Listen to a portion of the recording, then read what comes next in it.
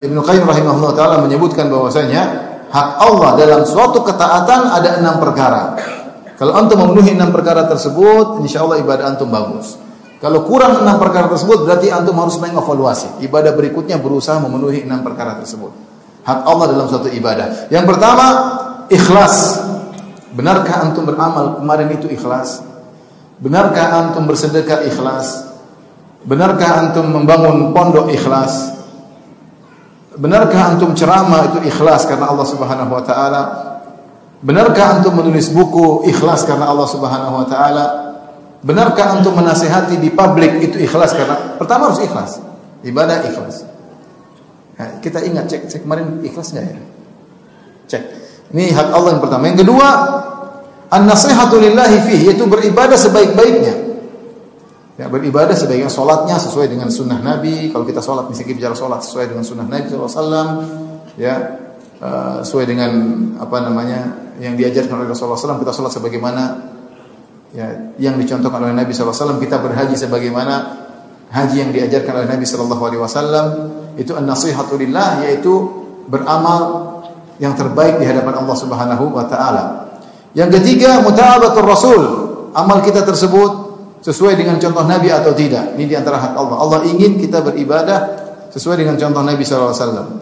Yang keempat, syuhud masyhadil ihsan. Ketika kita beribadah, adakah ihsan dalam diri kita? Itu kita merasa Allah sedang melihat kita. Kata Nabi sallallahu alaihi wasallam, al-ihsan an ta'budallaha ka'annaka tarahu fa illam takun tarahu fa innahu yara. Engkau beribadah kepada Allah seakan-akan engkau melihat Allah. Dan jika kau tidak mampu, yakinlah Allah melihatmu. Ketika kita sholat, apakah kita sedang merasa Allah melihat kita? Ketika kita sedang bersedekah, memberikan sumbangan, tidak usah banyak-banyak, 20.000 misalnya kepada orang di jalan, kepada tukang sapu, kita merasakan Allah sedang melihat kita atau tidak? Kalau kita tidak menghadirkan seperti itu, berarti ada kekurangan.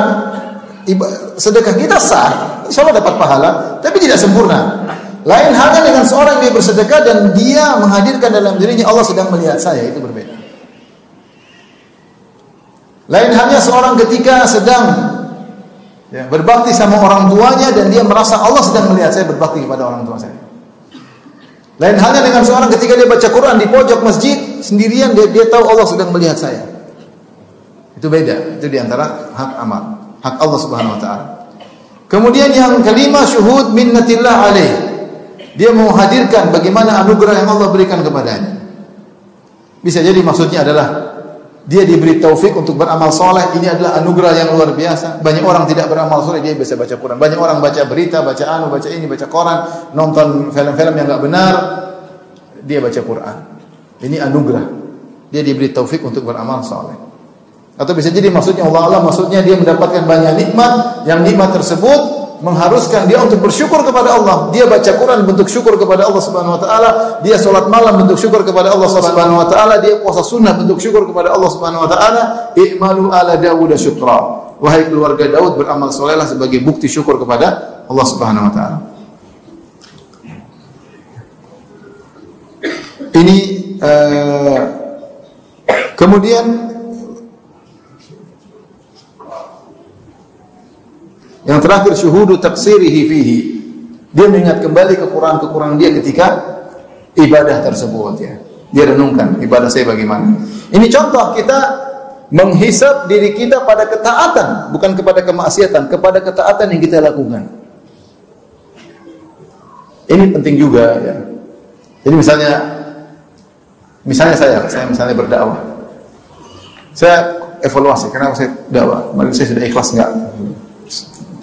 Saya sudah persiapan nggak waktu itu, ya. Evaluasi tentang ibadah saya sendiri, dakwah saya bagaimana, ya. Apakah sudah teratur penyampaiannya? Apakah niat saya benar? Ini contoh saya mengevaluasi apa yang saya lakukan. Antum juga antum sholat misalnya ke masjid, sholat berjamaah. Saya ke masjid sholat berjamaah, ikhlas karena Allah atau tidak? Saya semangat atau tidak? Atau saya datangnya pas qomat saja, ya? Nah, ini kita evaluasi. Saya kemarin kurang, ternyata saya datang pas qomat saja.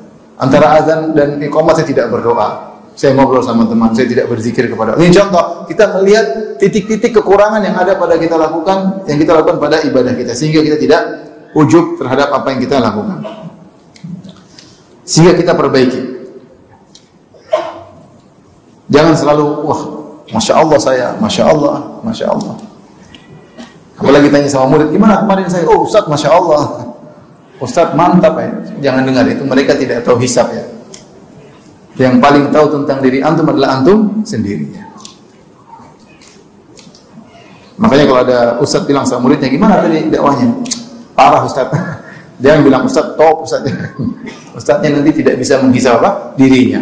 Bahkan dia bisa terjebak dalam ujub dan yang lain dan riya.